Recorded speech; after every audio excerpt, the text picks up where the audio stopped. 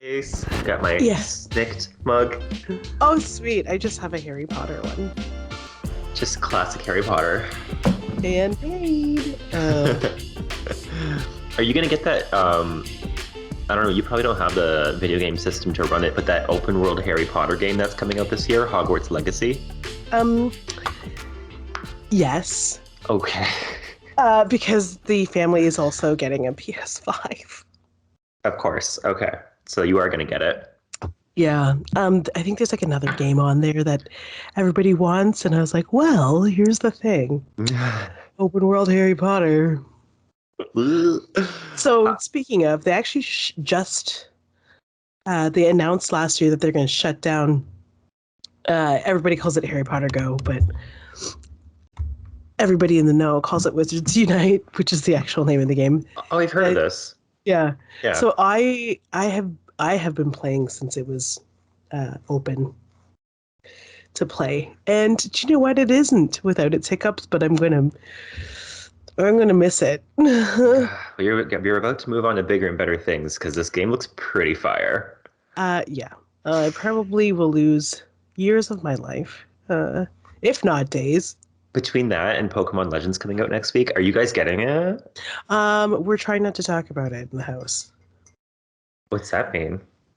Because we've been really busy on devices, and it's not good. Oh no! But also, we've reignited the fires for building on islands. My niece and my other niece, who is, I guess, technically this is like my twin sister's in-laws. Gotcha. They are the same age, and they visit each other on their islands. They've discovered visiting each other, and they've branched out. They're 6, by the way. They've branched out from only shopping at Able Sisters together to building cute little secret hideaways with each other on each other's islands. That's cute. Yeah, they'll be like, oh, they discovered how to open their DIY folders on their Nook phones, and they're like, oh, we can make this. And I just watched them discover, oh, wait, we need sticks we need sticks for this. Okay, let's go collect sticks. And they'll like go collect sticks together, and they'll make like the wooden toy bed or whatever for their little hideaway. Oh my god. Yep. I'm just there. I just want to see the heartbreak when they find out you can't place a rug on the ground. Out of all the things you can't do. Right? Oh, so stupid. Anyway, the mug looks much smaller. Because I'm holding the claws. It's like my second little perch for my hands there. Does it hold a lot of coffee? Yeah, it does actually. It holds the whole carafe. The whole order. There's none left for Jason. Oh my god. But here we are. Yes, hello, and welcome to the Full Volume Podcast. I am your villager host, Jolie. And I'm your Nook Miles enthusiast, Harvey Brent. He's the other host. I am. And today we are talking about Peacemaker. Peacemaker's episode 2, 3, and 4. And that's like, I'm just going to level with everybody. That's my doing. I really wanted to get back on an even footing for episode numbers. And I was like, oh, we can't review 2 and 3 together. That seems weird. Let's do 2, 3, and 4. So here we are. And I must admit that when you mentioned it, I was like, oh, okay. Get some Gatorade in you. I was like, oh no, if we do it this way, we have to do 1, 2, 3, and 4 together. But I told you after we filmed 1. Yeah. It just didn't feel right. Okay. So I'm glad we're doing this. It's weird. Because it's gonna take a century. Let's just dive right into it. Okay, so episode 2, entitled Best Friends for Never.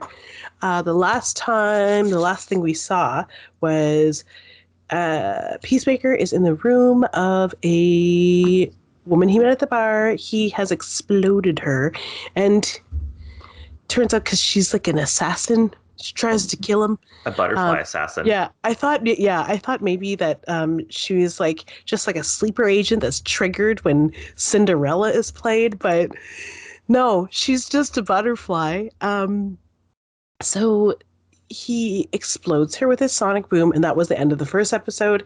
We pick up here. He's called his Black Ops buddies to come and rescue him. So Harcourt and Adebayo are driving up to come rescue him, and most of the episode is him trying to get out of the apartment complex he's trapped in and into the little like Chevy Malibu that they've chosen as their escape vehicle. They eventually do it. I'm just gonna like slice right through. They eventually get him out, and we see to kind of the Greenfield police, Greenfield being the town that they're in, they've kind of been tipped off now because, I mean, a large crime happened. And now the locals are involved. To throw them off of their Black Ops scent, what's his name? Economist is tasked with changing Peacemaker's fingerprints and the registration for the vehicle that gets left behind at the crime scene, but in a kind of dumb but smart twist. He frames his dad. He frames Augie Smith, his father, which lands Augie Smith in jail, and we find out that based on all the hiling and fun greetings, he is actually the White Dragon, and all of these white supremacists, white nationalists greet him with open arms. Yeah. Let's see what else happens. Oh, yeah, that's right. We also get Vigilante, finally. Right? We do. Yeah. And we get Vigilante and Peacemaker and a random woman from that apartment building and I don't think threesome, maybe two and one some. That's two and one watcher. God, with Vigilante, who knows? But yeah, Vigilante's in that episode too. And the episode ends. I mean, I guess I kind of stole your thunder. I'm sorry. Keep going. You're like, please do. It ends with them discovering that there was a miniature spaceship in that woman's apartment, the butterfly assassin that tried to kill Peacemaker. So Yes. Peacemaker took a bunch of stuff from her apartment because he loves the records, and he found these weird little talismans. He's like, oh, that's nice, and he puts them on the bed sheet and wraps them up like a true cartoon villain, and was trying to escape. So there's a mini spaceship at the end of episode 2, which, I mean, we'll get there, but I still don't think we fully know what it is. Okay. We don't even know at this point what a butterfly is. We just remember the words Project Butterfly, and they keep calling people butterflies, but they say nothing. They say nothing. Well, I was going to say, so episode 3, which actually, I'm kind of glad you did episode 2, because episode 3, I think, was my favorite. I call it the stakeout episode. And it was just a giant set piece, really. But so it's called Better Goff Dead. Better Goff or Joff? I don't know what they're I think it's Goff. Yeah. So Peacemaker's finally, hit gun to his head. He has to finally carry out his mission of assassinating the U.S. Senator Royland Goff, who's suspected of being a butterfly, as well as his wife and young children. So they show up to the Goff residence and they do a stakeout. It's Harcourt and Peacemaker, and Peacemaker can't pull the trigger. But luckily, Vigilante is obsessed with Peacemaker and happened to be in the bushes.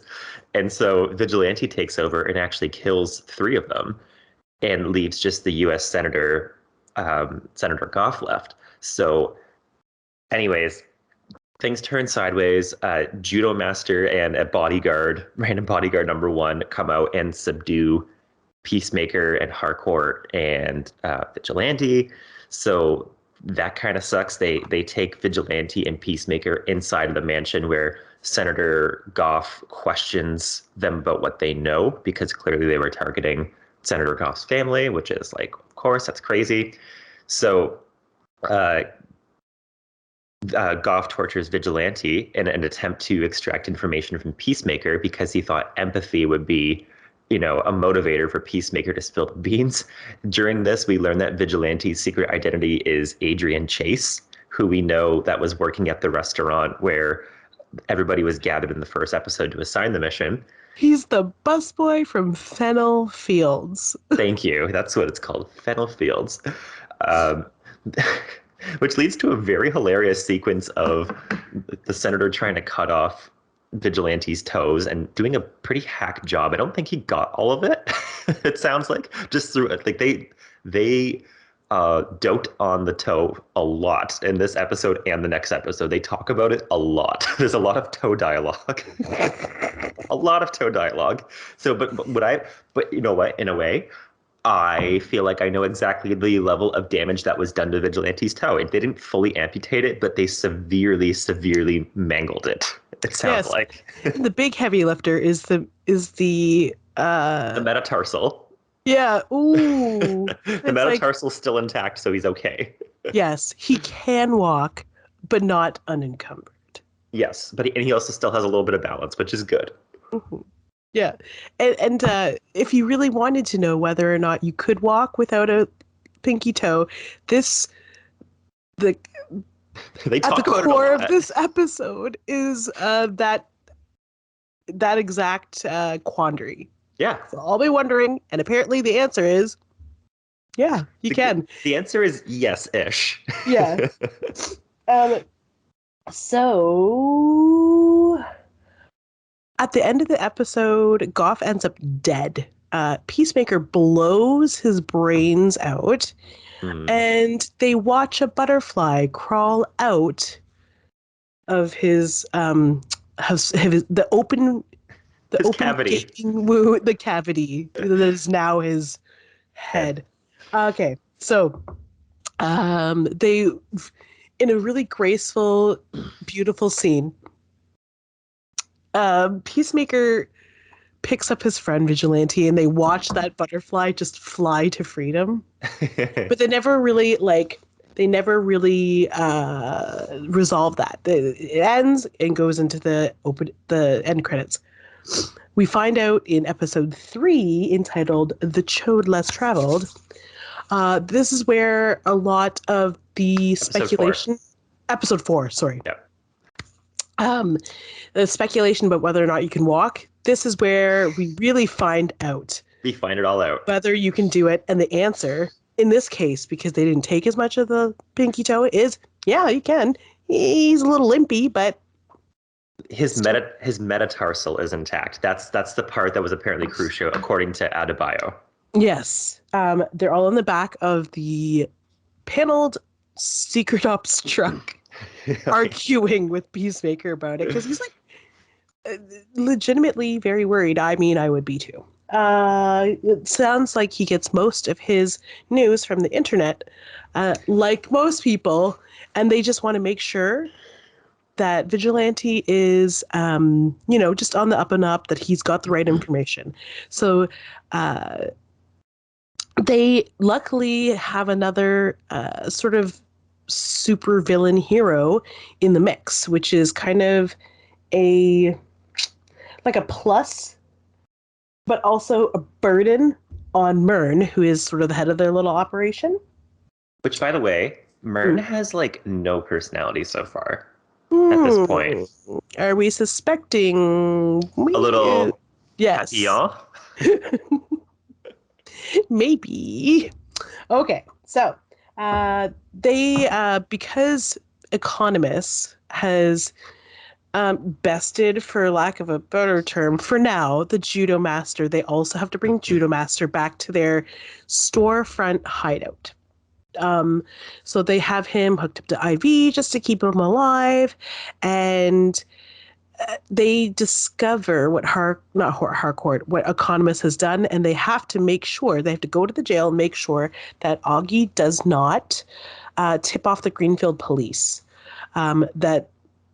about the misinformation that they received, the switcheroo, about the prints and the registration, because then that would tip off the local police to the black ops that are happening in their town. Imagine that. Okay, so Vigilante drives his best friend to the jail where Augie's being kept.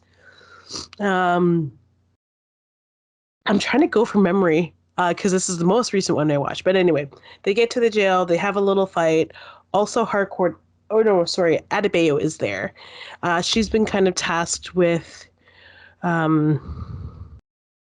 making sure that they kind of do what they need, but also that Vigilante doesn't like fuck things up more, because he's kind of known for doing that. So far, he's been a force for their good or their usefulness, but they need to make sure that But has he?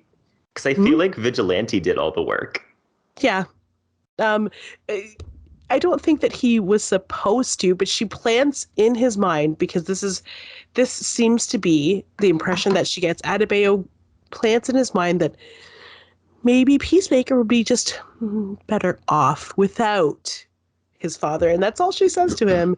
And he's like, got it, check. I'm just going to protect my best friend and go kill his father.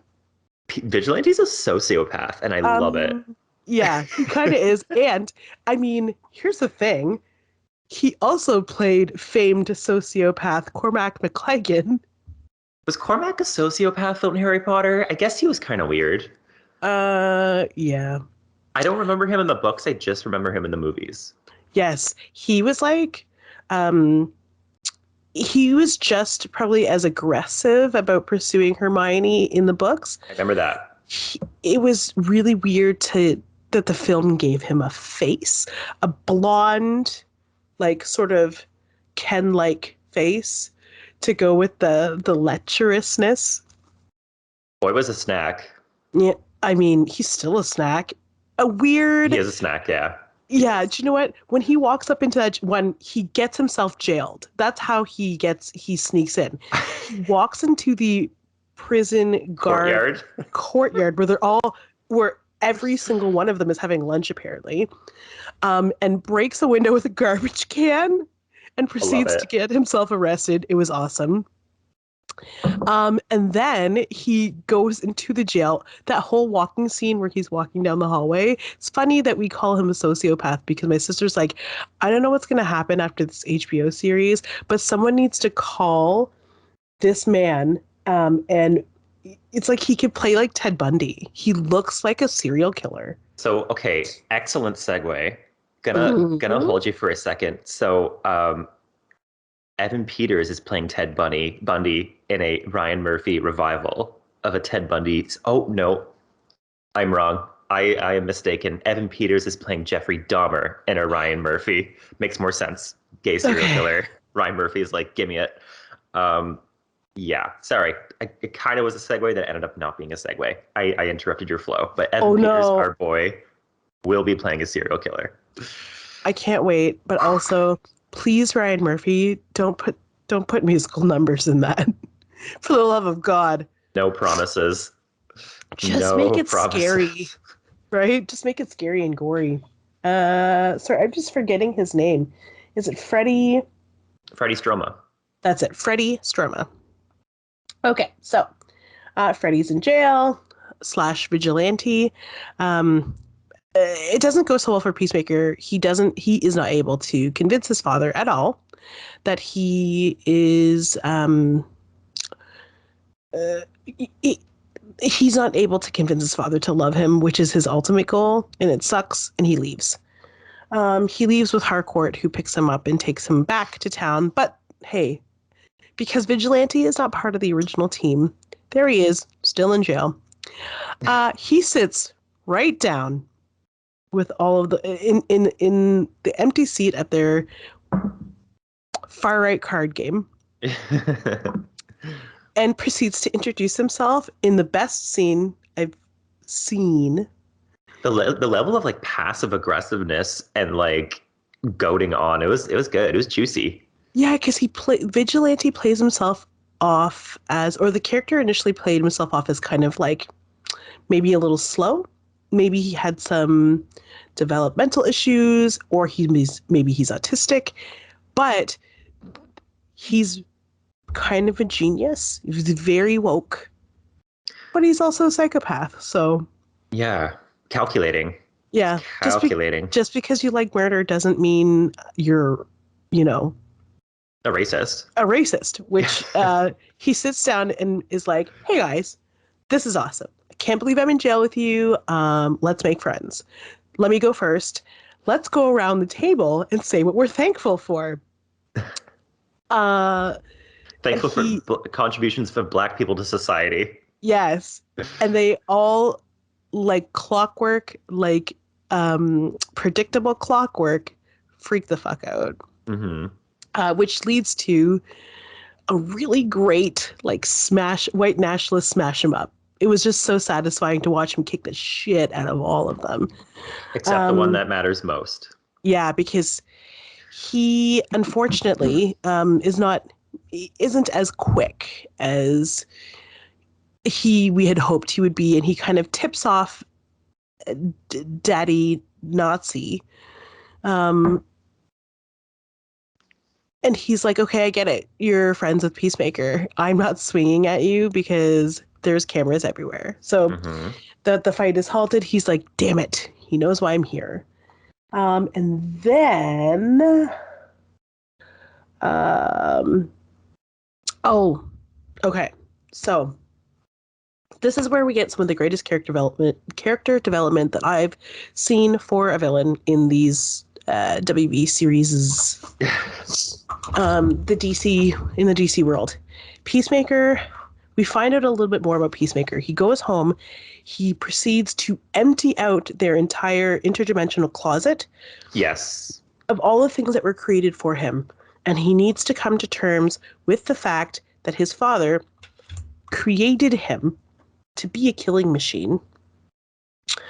But at the expense of his siblings, which is very sad. So we get a scene. Oh, this is where we also discover, again, that the butterfly that he has told Myrn that he has shot out of the air is actually, like, in a big jar, like he's an 8-year-old collecting bugs. And eagerly wants it. Big surprise. Ooh. Long COVID, not a joke. Oh, I'm sorry. It's still just a weird cough that I can't get over. And it scares people out of the aisles at the grocery store still. Anyway, the fact that my face is Asian probably doesn't help. Because people are still freaking weird about that word. Anyway, okay. Let's see.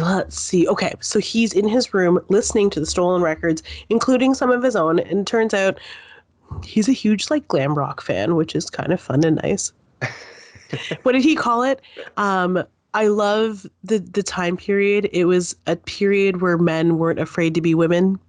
Yes, that was it. Yeah. Yeah. Or he might have said men weren't afraid to be men, but then he listed off feminine archetypes, I think, maybe. I don't know. I can't remember. It was something like that, though. Like the choir boys. Yeah.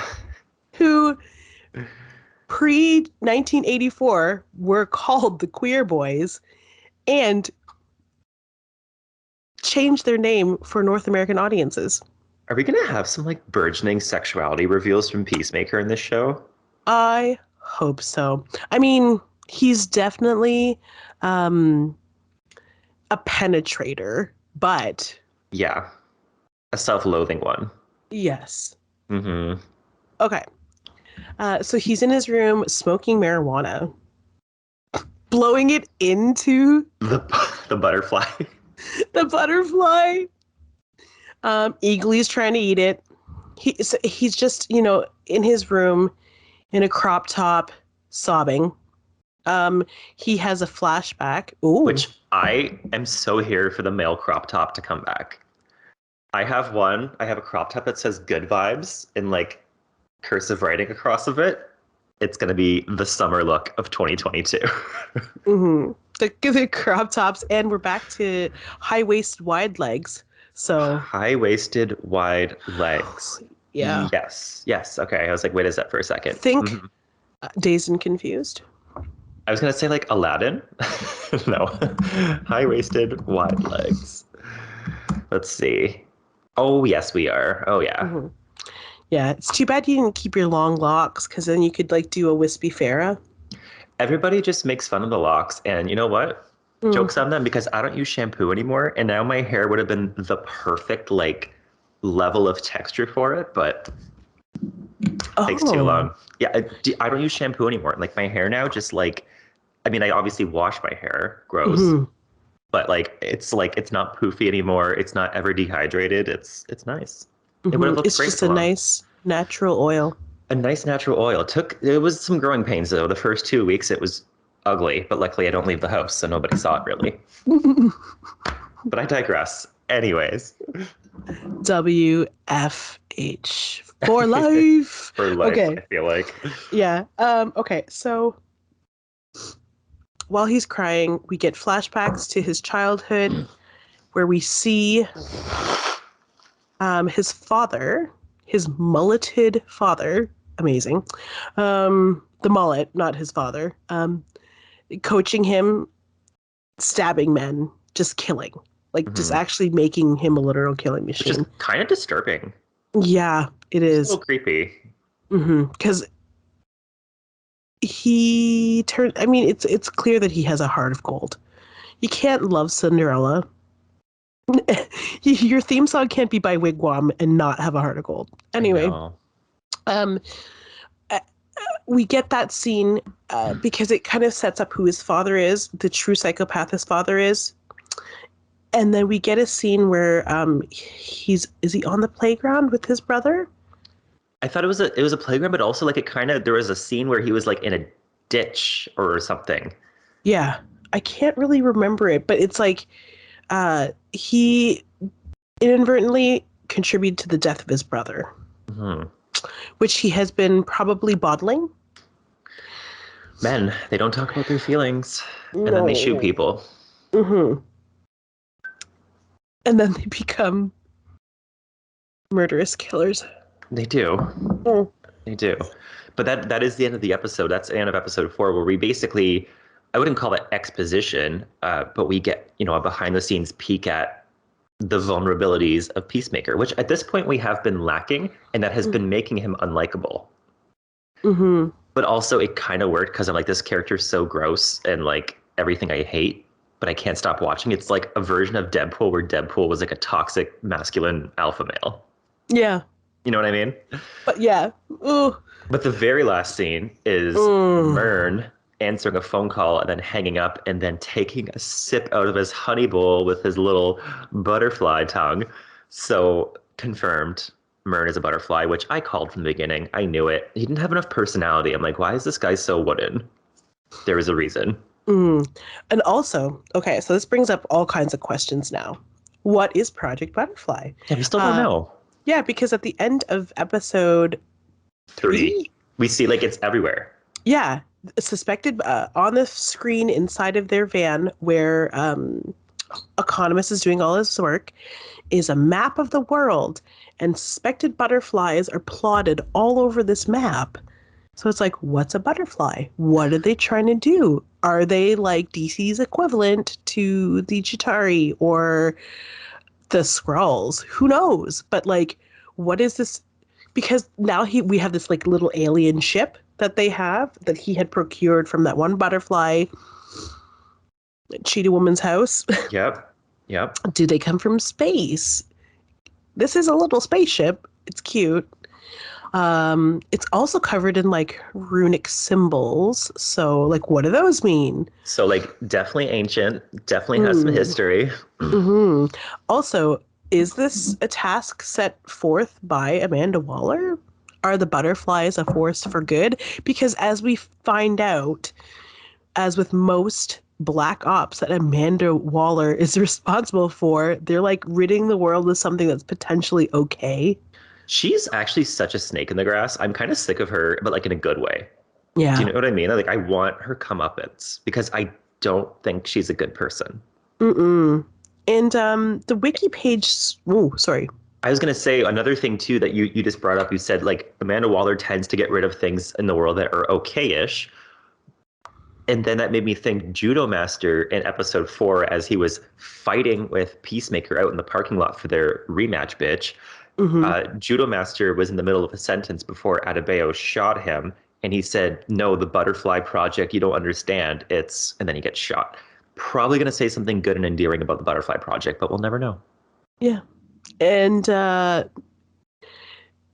Economist is tasked with making sure he doesn't talk, which is something that Myrn instructed him to do. Keep him alive, but make sure he doesn't talk. Mm. Probably going to hand him right over to Amanda Waller to keep their secrets. Because Judo Master was actually one of the security guards for Goff before they killed him and the rest of his family. I would like to know how he got that role, because that was weird. Also, we didn't even talk about him flicking flaming hot Doritos or Cheetos at Peacemaker, which was very entertaining.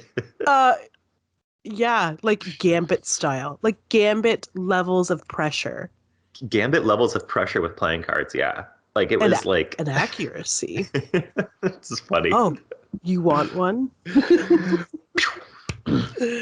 There's just so many like little nuggets or pockets of interactions just like that scene in this show that make this show one of the best superhero shows I've ever watched. And it's fun. And like episode 2 and 3 were like total set pieces to me. Like episode 2 was the escape from the apartment. Like that was just, it felt like a big set piece to me, but it was, it was fun. They carried the story through it. They kept it rolling. It wasn't just action. There was development as well. It also included one of my favorite lines about trying to get Eagle. He's like, just rustle your hand in a bag of chips and he'll come. And I was like, stick it out the window. He'll come because he thinks you have chips. It's so dumb. It's like these little lines here. Like this show, it's funny. It's not like hilarious, laugh out loud, but like it tickles me. Yeah. Like I scream laughed when he said that. Because like that's how you call and get my attention. Hey, it's the way what a girl wants, what a girl needs. Whatever makes you pickled. Happy, set you free. So, and then episode 3 is the set piece at the Goff mansion, with them doing the stakeout and then going inside and then fighting in the basement. So there's a couple set pieces. Episode 4 was a cool down, which is cool. We needed a cool down because we had 2 kind of somewhat significant, action pieces in a row. So I'm entertained. I'm entertained so far. It definitely, I keep saying it reminds me of Deadpool, and it does. It reminds me of Deadpool. My only complaint is there's still too much music in the show. Yeah. There's certain scenes that just don't need a background track. And it's just, like I understand the scene of him smoking pot and blowing it into the butterfly and thinking about his sibling. I understand that, but there's literally just like scenes of people getting put into a cop car. And there's like 80s rock ballads put in the background. It's like, okay, this is tiring. Yeah, like I remember I watch kind of every episode now with the one comment that you made like in mind was that episode 2 feels like a glam rock music video. It does. And the opening scene for episode 4, it was just like immediately music. Yeah. And it's like, oh my God. And I remember watching, and I think this is like a thing with James Gunn, and watching like Guardians of the Galaxy 2. I was really excited for Guardians of the Galaxy and like the awesome mix. I mean, that was the soundtrack of one of our summers. 2014 or 15. We just put it on loop on the vinyl, played board games, pre-drinks, you name it. Yeah, and we were diligent about getting up and flipping that thing. We were. I actually gave that record. I gave that record to Harry permanently because they kept my stuff for a year during COVID, and I was like, I feel really bad. Like you had all my crap in the apartment, so I was like, take this as a gift. Yeah, just this one though. Just this one. Yeah. So I think it's kind of like glam rock and like nostalgia through music is sort of his now calling card, the way that Ryan Murphy's is song and dance numbers. And it's kind of getting like a little tired. I hate to say it. It's too much. I could see like 2 songs per episode, maybe 3, but like we're going like 5, 6 songs, it feels like, or they're just playing the songs for way too long. Like it's too much. It's dominating over the storytelling at points. Yes. And hopefully, since we have four left, only two of them are by James Gunn, directed by James Gunn, I should say. And we'll see if the balance sort of evens itself out. I noticed within the last, like the episode 4, it wasn't directed by him. It was directed by somebody named Jolie Hill. It was written by James Gunn because I think he's the showrunner for every single episode. But interestingly, the music was appropriate. Like you said, when he's listening to records and lamenting his life, there's music. During fight scenes, there's music. Sure. Just that one time at the start of the episode, there was music. But we'll see. We'll see.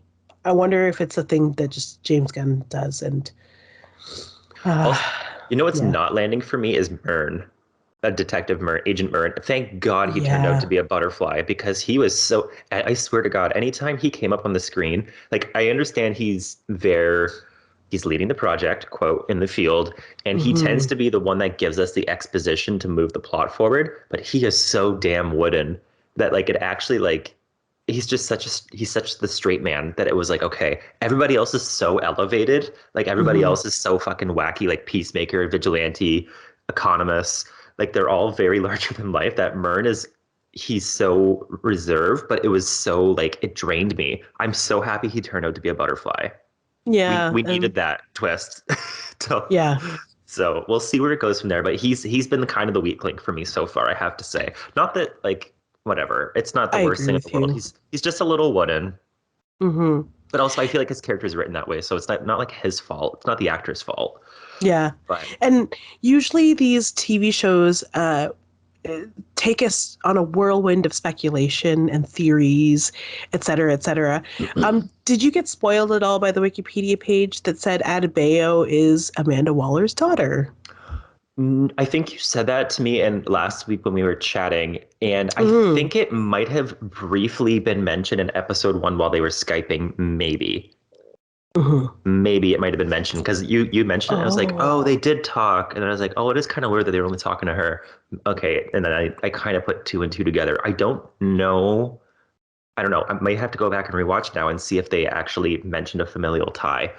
But I don't know. Because the rest of the team, and this is the thing, it's like, I don't want to go into one of those like fan theory places with this show, because I'm just really enjoying it for what it is.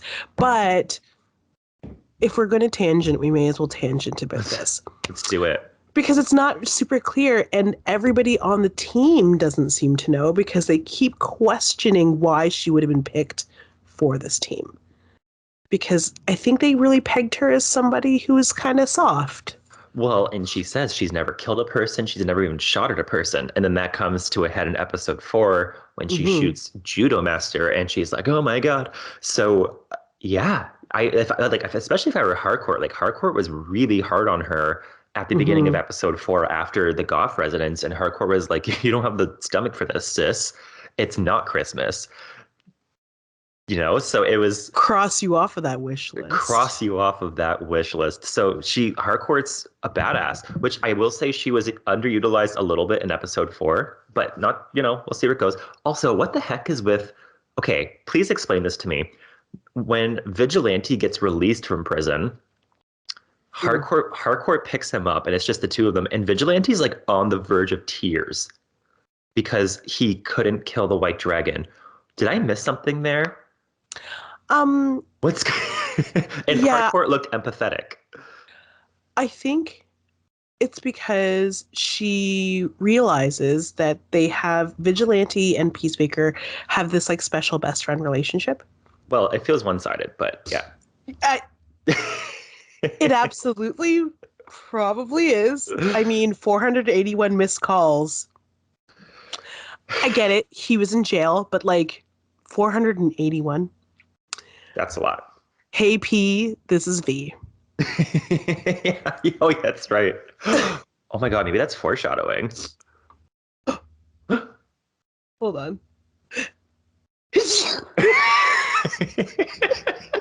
I'm glad we got that on the recording call. Oh, sorry. Oh, okay. So, Anytime we talk about naughty bits, I'm just like, I get derailed so well. Okay, so I think he's disappointed that he wasn't able to kill the white dragon for his best friend. But like the reaction was quite extreme. He was like crying, and he's like, he's still alive. So I don't know. I was just a little perplexed about the magnitude of reaction to that, and I was like, did I miss something? Mhm. So I figured I'd ask the pro, who is you? I think that maybe maybe something will come to light later. I don't know. I don't know. I don't know about any special relationships outside of what we are seeing. So Okay, well, yeah, I wasn't like it almost insinuated that like Vigilante was much more in on it than initially because like Adebayo was the one that kind of like set him on the path of getting arrested and stuff and going to kill the White Dragon. I'm like, maybe Vigilante's more ingrained in this than we realize. Like maybe there's a different. I don't know. I was just a little confused by that. So yeah, I feel like we'll find out. Right. Just like the rest of everybody else, we have episodes 5, 6, 7, and 8. So 4 episodes to go. Mm-hmm. And then a whole month, and then we'll dive right into Moon Knight. But we're gonna have to have some ranking episodes coming up. Yes, it's gonna be fun. Mm-hmm. Did you watch the Moon Knight trailer yet? That was. Let me repeat that in English. Did you watch the Moon Knight trailer, comma, yet? Yes. No, comma. No. Exclamation mark. Exclamation mark. I did. Thoughts? Ooh. It is. Oh, it's gonna be good. Oscar Isaac, I'm in love with. Also, he can't miss. Space Daddy. I mean, sorry, he's just. How do you do two dreamboats at once? I would have snorted Oscar Isaac spice in Dune. Definitely. So after I watched the Moon Knight trailer, I immediately watched the Marvel released on their YouTube channel the 2 actors reacting to the Moon Knight trailer. Oh. And at the end, where Moon Knight is like fully formed and he's like kicking the shit out of somebody and he's in his costume, he turns towards the camera. They like scream like a bunch of fanboys, and they're like high-fiving and hugging each other, and it's the best. I'm very excited. Like I have a weird relationship with Moon Knight. Like I have been into Moon Knight since I was like 5 years old. Ooh. And I specifically, I don't know if I can find it. Oh my God.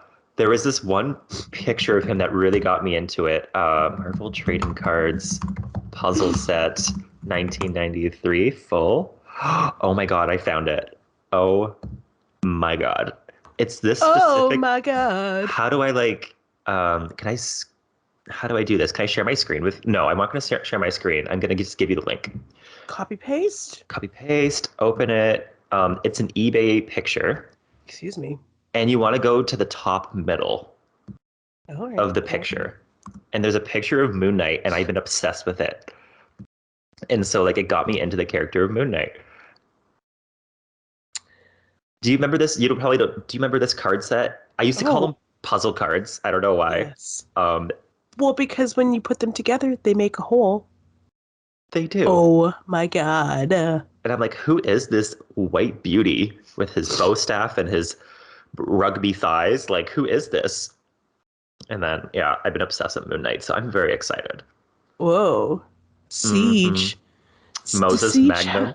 Yeah, does he have cornrows? Wow. He's a robot with cornrows. Silver Sable. Doc Samson. These are like some obscure ones. We haven't seen any of these people except for the Hulk. No, I can't wait. We're getting there. We're getting there. So we're getting a lot of delays too. So it looks like we'll have to program a lot of extra filler activity. We're gonna do Crafts Corner one day. I'm 1/3 through painting the X-Men figures. I have 7 done out of 21. So we can do a Craft Corner at some point. And I did a test cut of the stickers. The square, because it's like a rounded square. So unbeknownst to anybody else, because we don't talk about it, Harvey Brent is refurbishing An old 1992 X-Men board game. And the person from whom he procured it just left blank white dice. Yes. And so Jolie has been so gracious to print the actual sides of the die. We had to do some research and find pictures of them, but she's been printing the sides of the die at her shop there in St. Thomas. And like, honestly, I know that this is going on 45 minutes now, but like using my Cricut cutting machine to not cut vinyl has been like a breath of fresh air. Oh, because it's so thin. Yeah, but also like I just feel like I'm in cutting vinyl. Like everybody, like to cutting vinyl names, cutting fucking script, and it's like, okay, this is an actual project. Oh, is it? No, our project is like, this is an actual thing. Oh, like, yeah. I feel like I'm a force for good. You know how you get those people who are like creating 3D Settlers of Catan boards with their 3D printers? That's a thing? Yeah. Oh my God. And like they print out extra pieces and they're like, you know, people are printing out legs for chairs. Here I am making the stickers for the set because it's what's needed. It's what's needed to restore this X-Men board game. For those of you interested, it's called X-Men Alert Adventure Game. The Uncanny X-Men Alert Adventure Game. And it comes with a bunch of like miniature die-cast figures. And my friend and I are painting them and they are turning out flawless, but we'll save that for another episode when we need to fill some time. Yeah, just there are not a lot of Games Workshops left on the earth. And luckily, the Full Volume podcast has transitioned to a board game podcast. Yeah, a boardcast / miniature painting podcast. Girl, I can talk about board games all day. We play Wingspan constantly. We play Catan with the expansions. We play Kingdom Hearts. Like we've gone deep into the board game rabbit hole during COVID. Speaking of Kingdom Hearts, did you see it is coming to the Switch on February 10th? Yeah, but it's only cloud-based. I know, I'm so fucking upset. So mad. Yeah. Anyways, yeah. I ramble. It's fine. So if you too love Kingdom Hearts just as much as us, or if you have any contributions you'd like for us to know about, re Peacemaker, just send us an email at the Full Volume podcast. It's fullvolumepod@gmail.com. You can listen to this episode and every other past episode. May I suggest our Evan Peters tier list? Come on, get on it. It's a video podcast. It is a spoken word podcast. You can catch all of the episodes on www.comicbooksyndicate.com or our YouTube channel at Comic Book Syndicate. You can also find this audio wherever you listen to podcasts, on Spotify, Apple Music, iHeartRadio, etc. Just search Full Volume Podcast or the Comic Book Syndicate Network. Until next time, I have been one host, G.I. Jolie. And I've been a second host, Harvey Brent. Keep it loud. Keep it at full volume, bitches. Bye-bye. Bye.